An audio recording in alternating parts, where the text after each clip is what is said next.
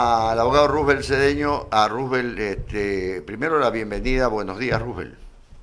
Buenos días, Lucho, ¿Cómo amaneció, don Argemiro, Rubel? Iván. Saludo fraterno. ¿Cómo amaneció? Cuénteme.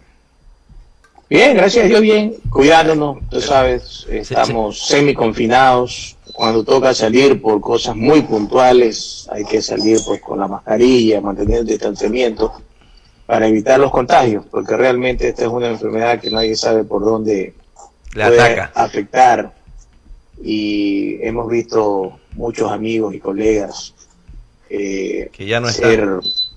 victimizados por esta pandemia, por esta enfermedad. Muchos han quedado deteriorados en su salud, otros pues han sido afectados con su familia por su fallecimiento, ¿no? Son cosas que nos causa dolor, congoja. Y tenemos un sistema de salud porque más allá de los esfuerzos que hace su personal médico, el personal de salud, pues nosotros conocemos que no existe una política pública, ¿no? Entonces eso lleva a que los ciudadanos tengamos que dar nuestra parte, ¿no? Como dice la Santa Escritura, cuídate para cuidarte. Entonces tenemos que poner de nuestra parte. Cuídate que yo te cuidaré. Más o menos así es. Cuídate que yo te cuidaré, dice el Señor en las Santas Escrituras. Háblese. Sí, señor. Entonces los ciudadanos tenemos que cuidarnos. A ver, Rubel, vamos con lo que vamos a lo que vamos. Usted es el Vamos a abogado lo que vamos, dicen en Colombia. del doctor Vicente Belis, rector de la Universidad Técnica de Manabí, y he visto con mucha difusión desde los canales nacionales de televisión, en redes sociales, que el Contralor destituyó al rector de la Universidad Técnica de Manabí. ¿Qué es lo que ha pasado? Porque esto vale aclararlo desde el punto de vista jurídico y usted es el que está metido en el tema como abogado defensor. ¿Qué es lo que ha pasado, Rubén? A ver, lo que ha pasado es una actividad de control por parte de la Contraloría General del Estado. Esas son sus potestades, esa es su función, esas son sus competencias. Pero estas potestades, funciones y competencias son potestades, funciones y competencias regladas. Es decir, tienen que ajustarse a un ordenamiento jurídico previo. En este caso, la propia Ley Orgánica de la Contraloría General del Estado. Entonces, estos procesos tienen dos etapas claramente definidas, que es la etapa de control gubernamental y la etapa de responsabilidades. En la etapa de control gubernamental existen dos momentos claves de esta acción en cuanto a la temporalidad. Esto es, desde la emisión de la orden de trabajo hasta la aprobación del informe, dice el artículo 26 de la ley, no pueden pasar más allá de 180 días hábiles improrrogables. A ver, acláreme. Antes era un año. Acláreme, Rubén. Desde la orden de trabajo hasta la lectura del informe. No. Hasta la aprobación del informe. La lectura es previa a la aprobación.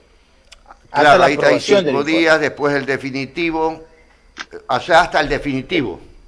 Hasta el definitivo. Ya. Entre 6 meses. la orden de trabajo hasta la aprobación del informe, 180 días hábiles. Ya. Eso dice la ley. 180 días hábiles. ¿No es cierto?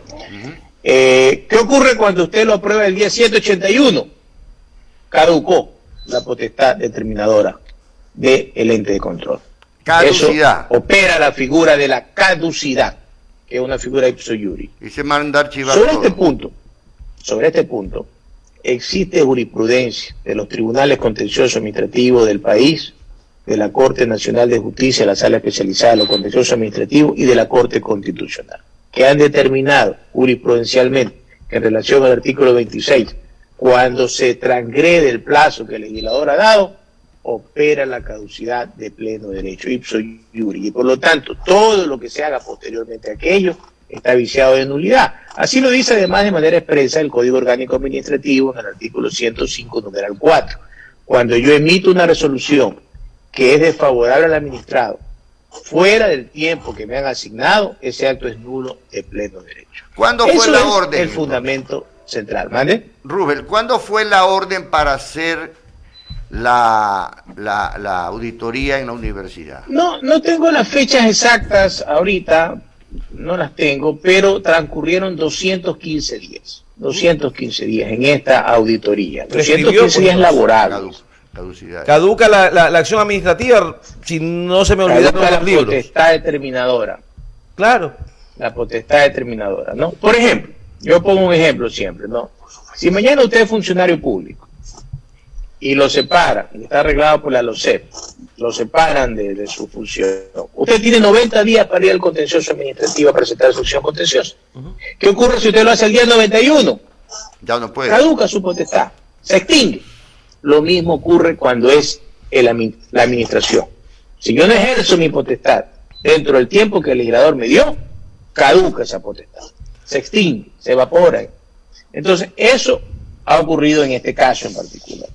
Ahora, de ahí hemos pasado a la fase de predeterminación de responsabilidades administrativas, predeterminación de responsabilidades civiles y un informe de indicio de responsabilidad penal, ¿no?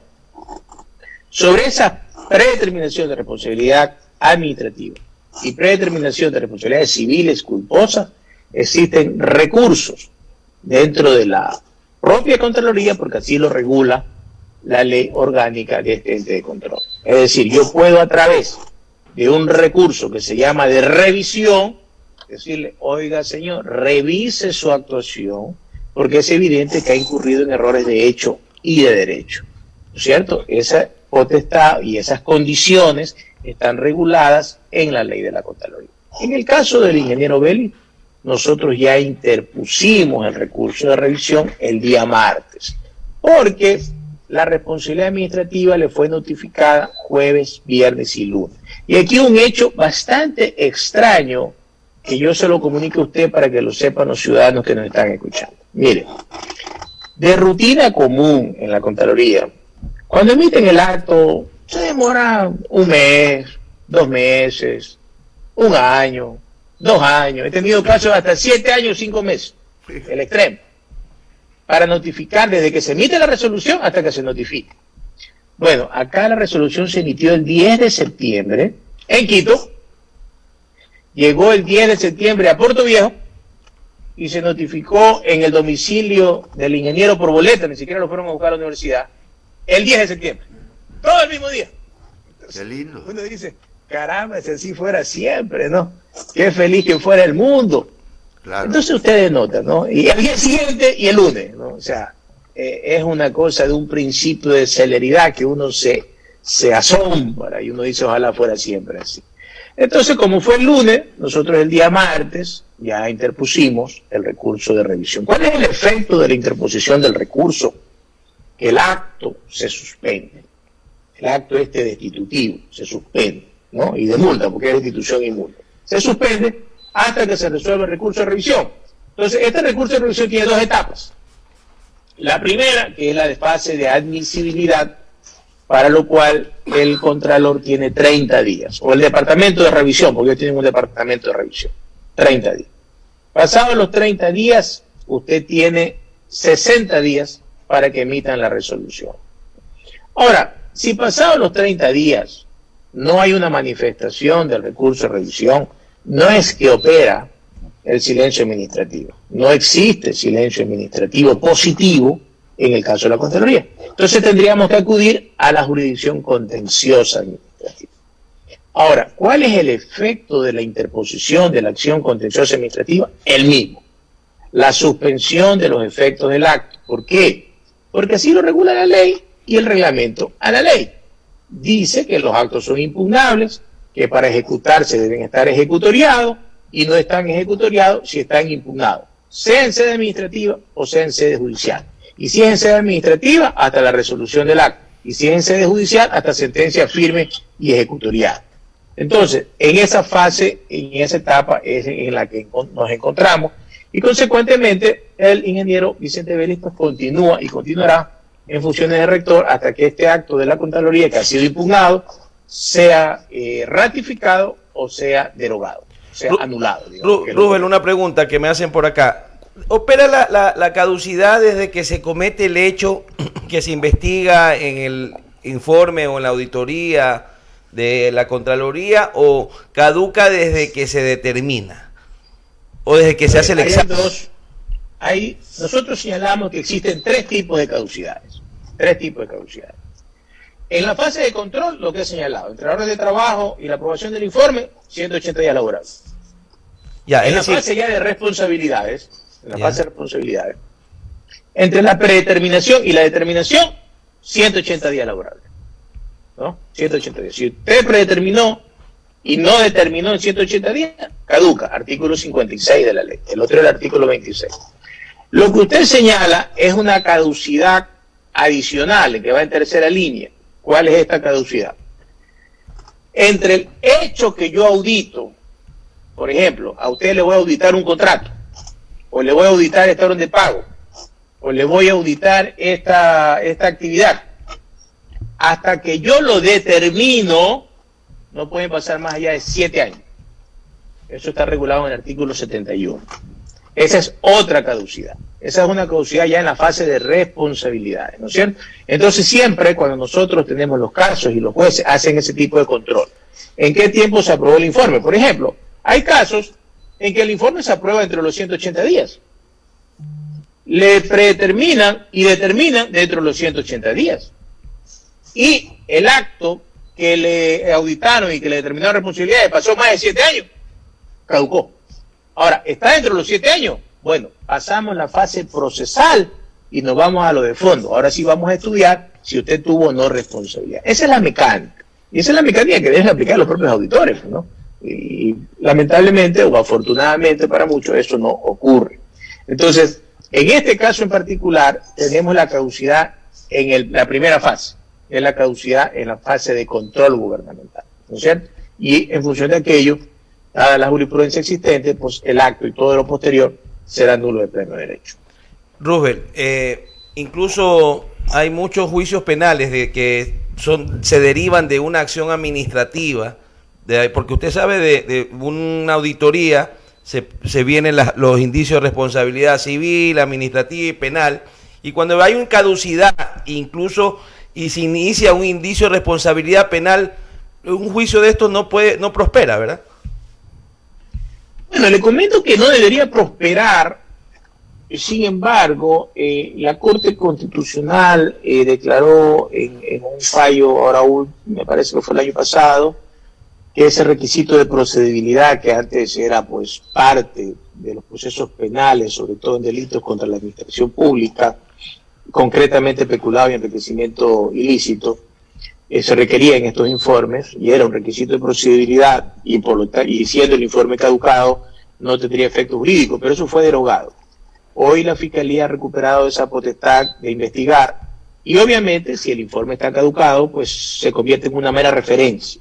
Es más, hoy es una mera referencia, el fiscal tiene que investigar y levantar sus propios elementos de convicción. Obviamente que siempre el informe va a ser una base de inicio, pero tendrá que ser corroborado por los fiscales, ¿no? Por ejemplo, si mañana un administrador público se le imputa que hizo una acción que causó un perjuicio al Estado, y así lo determina la auditoría, así lo determina la Contraloría, y en la fase penal, por una pericia, este auditado justifica que no hubo perjuicio al Estado, ¿qué tiene que hacer el fiscal? Archivar la causa. O si está en fase de instrucción, emitir el dictamen atentivo. Porque el tema de peculado lo que se ve es si hubo o no perjuicio al patrimonio estatal. Y si ese perjuicio es atribuible a una conducta subjetiva de dolo. Eso tiene que establecerse. Para eso existe también toda una fase, que en los delitos contra la administración pública es una fase investigativa de hasta 2 años. Es tiempo suficiente para que un fiscal corrobore o desvirtúe el criterio de la Contraloría. Lo que le quiero decir es que los actos de la Contraloría no son la última palabra. No son la última ratio, están sujetos a revisión de otras autoridades, sea en la misma administración controladora, o sea a través de los jueces contenciosos, o sea a través de los fiscales o jueces penales. ¿Cómo operan, Roosevelt, los plazos? Recuerde que en la función judicial, en esta emergencia sanitaria, se suspendieron los plazos. Eso también a las directrices, perdón, a las resoluciones de Contraloría. Sí, claro. Sí, claro, pero no en este caso. En este caso los actos que se emitieron fueron previos a la pandemia. Es decir, no existe posibilidad de que ese argumento prospere. Robert, ¿cuáles son las acusaciones que hay contra Vicente Vélez?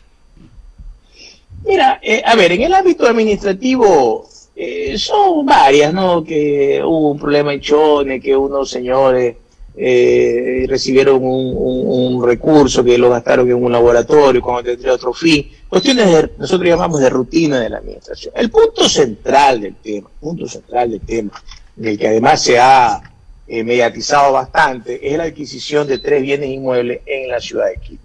Y sobre eso quiero que me permita una explicación, ¿no? Bajo la lógica del auditor, porque siempre partimos del auditor, esa es la base con la cual se arma todo este esquema. Sobre la lógica del auditor, la Universidad Técnica de Manabí, como es de Manabí, según él, no puede pues, comprar bienes inmuebles en Quito, según el criterio del auditor. O sea, para él la Universidad Técnica de Manabí no es una universidad ecuatoriana. Entonces, no, ese es un criterio falso. La Universidad Técnica de Manabí se denomina de Manabí, tiene su asiento principal en Puerto Viejo, pero es una universidad ecuatoriana y puede tener sedes en cualquier lugar del país, ¿no es cierto? Primer elemento desvirtuado. Yo pongo de ejemplo la Pontificia Universidad Católica de Quito, que es cofinanciada, que recibe recursos públicos, viene a Puerto Viejo, viene a Chone, viene a Bahía, bienvenido, muy bien que así sea, y eso está bien. Pero cuando una universidad de Puerto Viejo va a Quito, eso está mal. Ese es un criterio medieval por parte del auditor, ¿no? Se vive en el siglo XVIII. Primer elemento. Segundo elemento. Se señala que este bien inmueble se adquirió a una universidad privada. Eso es falso. Ese bien inmueble, que realmente son 3 espacios, esos bienes inmuebles se adquirieron al Consejo de Educación Superior, que es un ente público, que es el ente que regula la actividad universitaria en el país, ¿no es cierto? ¿Por qué? Porque esos bienes inmuebles fueron de una universidad particular denominada UNITAS, universidad cerrada, extinguida por decisión de la Asamblea Constituyente, asumido su control y en fase de liquidación por parte del Consejo de Educación Superior, por lo tanto un bien público, bien público. Entonces la transacción que se hace es entre la Universidad Técnica de Manabí y el Consejo de Educación Superior, ente público con ente público. ¿Cómo puede ver ahí peculado? O sea, peculado es un perjuicio al Estado, pues entonces acá el dinero salió de la universidad y fue al Consejo de Educación Superior, de Estado a Estado. Y ni siquiera es que llegó a la universidad. De las cuentas del Ministerio de Finanzas pasa de la cuenta de la Universidad Técnica a la cuenta del Consejo de Educación Superior. Primer concepto que destruye cualquier tipología en el ámbito penal, ¿no es cierto? Primer elemento. Dice, es que no se pagó el precio adecuado. No, señor. La ley del Sistema Nacional de Contratación Pública regula que cuando están instituciones públicas inmersas en esta actividad de compraventa de bienes inmuebles que se pueden hacer de manera directa, porque acá dice que debe haber una licitación. ¿Qué licitación? La ley del Sistema Nacional de Contratación Pública dice la compra directa, porque yo tengo interés en este bien. No es cuando el municipio quiere un terreno, quiere este terreno, porque aquí va a expropiarlo y va a ir a ejecutar una obra. Pues no es que va a haber una subasta pública sobre un terreno. Eso es ridículo, ¿no? Pero bueno, pero así es el criterio del auditor. Pero que no hubo licitación. No puede haber licitación porque hay un interés en este bien y la compra es directa. Dice la ley que no se puede pagar, si yo compro, yo no puedo pagar más allá del 10% del avalúo municipal. Claro. Y si yo vendo y soy ente público, no puedo recibir menos del avalúo municipal en un 10%. Eso dice la ley. Entonces, ¿acá qué se hizo? La Universidad Técnica y el CES acuerdan comprar con el avalúo municipal, porque eso dice la ley, menos del 10%. Menos del 10%. ¿Sí? Se pagó el menos del 10% del avalúo municipal. Así se hace la transacción. Por lo tanto, ahí no existe ningún perjuicio al Estado. ¿Y esa porque plata se pagó para en dónde función del fue? avalúo municipal? ¿A qué arca ¿Vale? fue ese dinero? Al Consejo de Educación Superior. Eso es una institución pública. Totalmente. No. Ya. Tercer criterio. Dice, es que cuando se compró estaba deteriorado, no estaba en buen estado. Bueno, es que si lo hubiéramos comprado en buen estado no hubiera costado 460.000, hubiera costado $1,500,000, $2 millones. Yo recuerdo, y aquí nosotros recordamos porque somos abogados y somos enterados de lo que pasa en nuestro entorno, cuando la Fiscalía compró su edificio, ¿lo compró como estaba o lo compró en esqueleto? Lo compró en esqueleto. Y lo compró al precio del esqueleto. Lo remodeló y lo adecuó para usarlo como la Fiscalía. ¿Hay un delito ahí? No. ¿Hay una responsabilidad civil? No. ¿Hay responsabilidad administrativa? Tampoco. Cuando se hizo en el Manaví, ustedes recordarán, Olmedo y Alajuela, le compraron a la familia Yar, me acuerdo. Compraron un edificio, lo adecuaron y lo utilizaron para la empresa eléctrica. Instituto Ecuatoriano de Seguridad Social, Pedro Gual y Chile, Se lo compraron a la familia Safadi, un edificio, lo adecuaron para hacerlo, Instituto Ecuatoriano de Seguridad Social. ¿Hay responsabilidad civil, administrativa? No existe. Entonces eso es querer desfigurar un tema donde no existe. Segundo elemento, otro elemento. El siguiente elemento es que dice, es que cuando se compró el bien inmueble, no existía la actividad académica para la cual usted la compró. Lo cual también es falso. Primero, desde que Vicente Vélez asumió las funciones de rector, él le puso impulso, y hoy el tiempo le ha dado la razón, a lo que se llama la educación virtual. Obviamente cuando se plantea al inicio parece una locura, pero no, se viene implementando en varias materias que por mandato de la ley son materias que todos los estudiantes y graduados universitarios deben ver. Por lo tanto, era imposible contratar un número de profesores tan grande para cubrir a toda la universidad, o en su defecto construir aulas para desarrollar esas actividades académicas. Entonces se optó por la educación virtual y así se implementó de varias materias virtuales que normalmente son para todos los estudiantes de todas las carreras. Eso ahorra costo, infraestructura, ¿no es cierto? Y después se dijo, vamos a implementar carreras virtuales, ¿no? Hoy, por ejemplo, yo ponía de ejemplo en otro medio, digo, mira, existe la Facultad de Derecho, la Escuela de Derecho en materia en la Universidad Técnica de Manabí. Ah, no, pero que también existe la San Gregorio. Sí, la San Gregorio existe, pero es pagada. Acá es gratis. Educación universitaria pública gratuita. Es para quienes no pueden pagar. Por eso se ha implementado arquitectura y se van a implementar otras muchas carreras. Entonces, dentro de ese esquema de planificación, se dice, en Quito, que tenemos estudiantes en la zona de influencia, vamos a poner un centro. ¿Para qué? Para acoger esas carreras de esa zona de manera virtual y además en el futuro temas de posgrado. Ah, dice, pero es que cuando usted lo implementó no tenía alumnos, no tenía los programas. Yo digo, si usted va a construir una escuelita, usted primero matricula, recibe a los alumnos y después construye el aula, o es al revés. Usted construye primero el aula, después matricula y después recibe a los alumnos. ¿No le parece que esa es la lógica de la planificación educativa? Bueno, el auditor dice que no, que primero hay que tener a los estudiantes y después haber comprado el bien inmueble. Bueno, esa es la lógica de él, pero eso no es una lógica que pase por un filtro de racionalidad. Entonces la universidad lo que hizo fue comprar, remodelar, readecuar y en función de aquello receptar. Hoy ese bien inmueble cuesta $1,500,000, hoy está prestando servicio, hay por ahí un video que la universidad ha preparado justamente para que la ciudadanía esté informada, y está dentro del esquema de planificación de la universidad. Entonces, esas son las observaciones. Entonces, esas observaciones carecen de razonabilidad y consecuentemente no prosperarán en un control de legalidad que a futuro se hiciera. Roosevelt. Iván. Sí, déjame. Roosevelt, buenos días. Una inquietud nada más a manera de aclaración. Porque en el momento que aparece la información en los medios de comunicación respecto de la destitución del rector de la Universidad Técnica de Manabí por parte de la Contraloría, se hace necesario que se aclare este punto. ¿La Contraloría General del Estado tiene la potestad de destituirlo o es una recomendación de destitución por presuntas irregularidades y o es la justicia ordinaria o las instancias jurídicas las que deben decidir sobre juzga, sanciona o absuelve? A ver, eso va en dos etapas. Primero, la Contraloría General del Estado no destituye. La Contraloría General del Estado dice, yo impongo una sanción y es la autoridad nominadora quien debe destituir. Ahí viene la pregunta. Y esta es una pregunta de fondo.